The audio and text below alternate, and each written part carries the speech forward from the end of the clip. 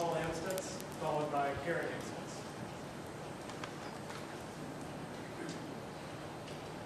First, I want to say thank you for the opportunity for public comment, and also acknowledge that the Park Service is in a brutal position trying to come up with the perfect plan to please anyone. That's an impossible task, but you're trying, and we're trying to help you come up with that plan, I think. So thank you for that opportunity. I want to speak for Yosemite tonight in my minute and a half left.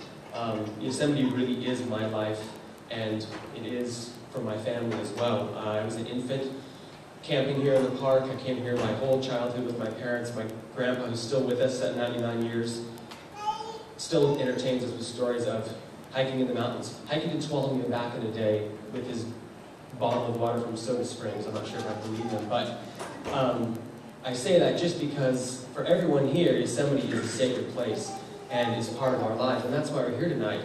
And there are millions of others, as people have said, that would love to be here, and it would have a heck of a lot to say on Yosemite's behalf. And the river is the lifeblood of this place, so I'm getting sidetracked as usual. Millions agree with this. We have to protect this place, and it's sacred. It's a treasure. It's a world-class treasure, one of the greatest places on earth. So what I've heard mostly, in the comments I've heard and read, most people are concerned with resource protection, with true protection of the river. I think one of the things that would include would be no new development in the valley. If there are things that need to be repaired now and then, great. If there are some things that need to be removed or relocated, great. But no new development, especially not a huge congesting parking structure anywhere in the valley, especially in the peaceful and scenic west end of the valley. True protection of the river, I don't fully understand how the river protection overlay truly protects. I'm not sure I believe in it. I'd like to. But I know that the way that the river has been protected in the last year and a half of road construction has meant 10, 15 sewage spills, blasting debris daily going into the river, concrete being poured in at Parkline, and that kind of thing. So I'm concerned about what river protection overlay really protects. And a really truly visionary visitation plan, maybe involving busing, but not diesel buses, please. Some kind of alternative fuel, at least. Chance to speak again. I feel humble and nervous and passionate talking on behalf of the Merced River, but I'm speaking on behalf of a lot of people who can't be here and speak.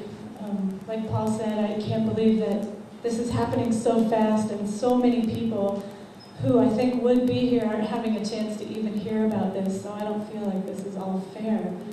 And the whole plan being put into place so quickly seems way too rushed to give honor to the place that it's hopefully protecting. I feel like this place needs more protection than any of these plans offer. All of the alternatives leave room for more development than I think is right. And the plans that leave room to develop Taft Toe as the parking area, it doesn't seem right to have traffic kept out of Yosemite Valley, but parking that same traffic in the valley, I don't think makes an entire complete picture. I also feel like this is our big chance to do something right, to leave a legacy for our children and our children's children, and for this place that we all love so much and feel so passionately about that we're here. And it's our chance to do the right thing. I remember all the people in the past who have protected this place, and that's why we're all here, is because it's here and it's protected, it's been set aside. It does have clean air, it does have clean water, it does have wildlife. And on behalf of all these things, let's do the right thing. Let's take our chance to do the right thing as long as it takes. And that's all I have to say. Thank you.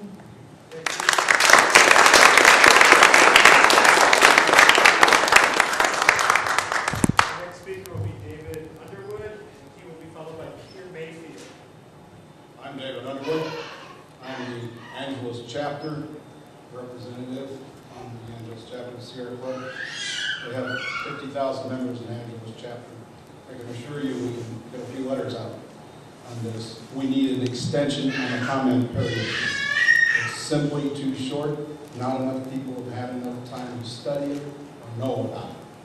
The River Overlay Plan, the Wild and Scenic Rivers Act takes precedence over the other plans along with the Organic Act. It's not to be played with. The park is playing games with the Wild and Scenic Rivers Act. It's not on an equal basis, on an equal level with the GMP.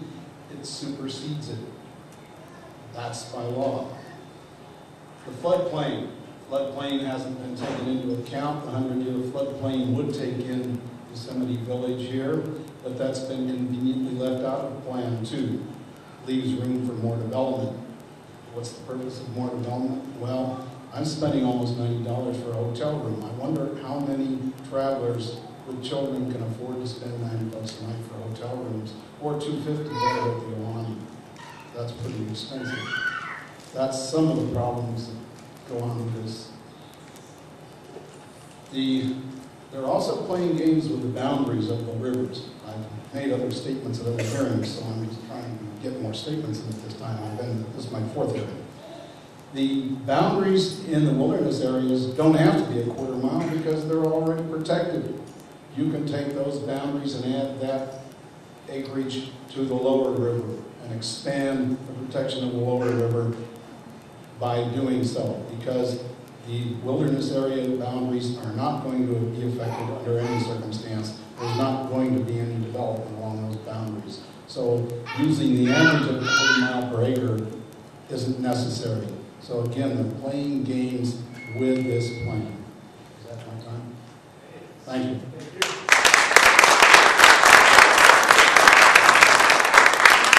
Our next speaker is Peter Mayfield, and he'll be followed by Annette Farrote. Thank you. I want to thank the Park Service for all the efforts of this plan and doing these hearings. I know it's a huge, hard job. I've been around here a long time, since I was about 11 years old as a climber, and of course noticed a lot of changes, and especially in the last couple of years. It's really shocking this spring to go to a little path that my kids basically learned how to crawl and then walk on down to our favorite swimming hole in the Merced Gorge, and see it blasted, big trees chopped down and rip-wrapped. So this change is happening fast, and I think this plan really needs to set the highest standard, especially in some areas that I think were neglected, like air quality and non-point source pollution. If we're going to have a YARCS plan and have all these diesel buses coming up the canyon, that could really change the air quality and change the particulates that go into the river. And I think this plan should really address that, set standards and techniques that we can then monitor how those things are changing.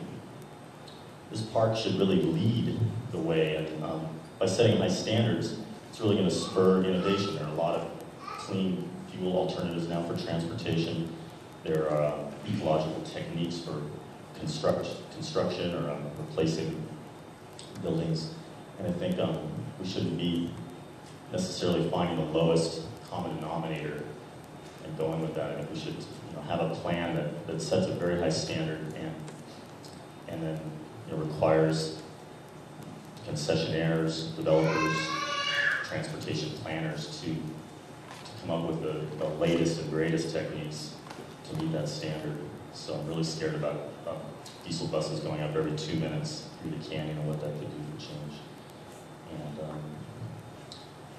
I would like to see an alternative that we can look at that shows no new development in the valley also.